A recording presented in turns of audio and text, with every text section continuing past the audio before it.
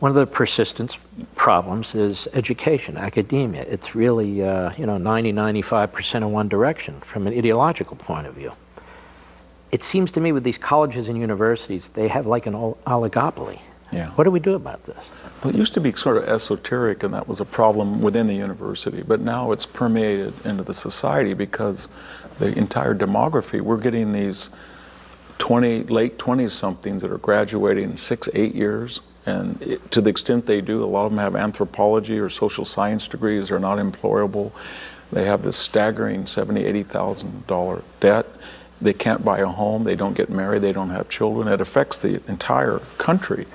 And I think the universities are largely to blame. They need to be a truth of advertising. When somebody comes in there saying, this is how much money you will borrow, this is how much interest you will pay, and this is the chance, the likelihood this major will get you a job. And we're just going to be honest with you. They're not even subject to the laws that used car salesmen are.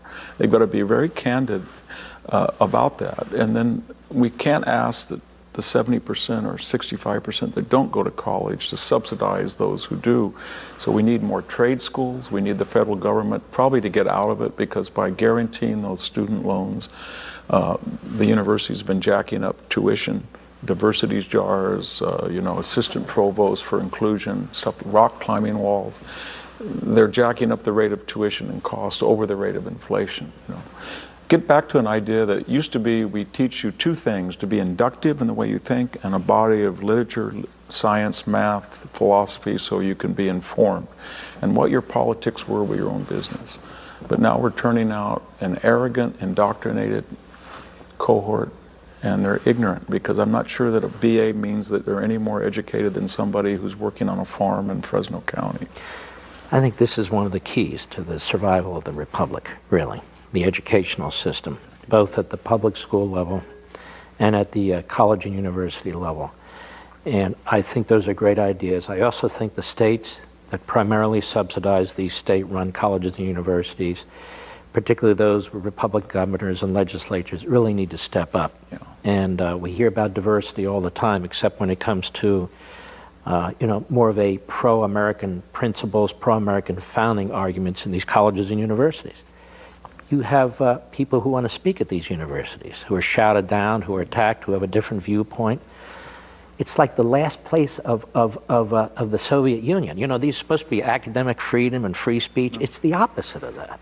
Well, they believe that the family, the religion, the institution, the corporation, whatever, is all biased. So they have you for 4 or 6 years. So they can be biased to counteract the larger bias. But the fact is that these institutions that are supposedly biased, as you know, are becoming progressive as well.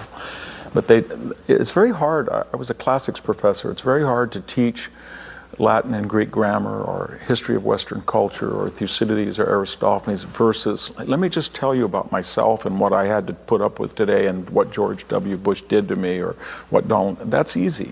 And a lot of we kind of make it too difficult. A lot of this watering down the curriculum are people who are not educated, they're not trained well, and they just want to vent and rant. And I'm getting to the point where I think tenure is really a questionable institution.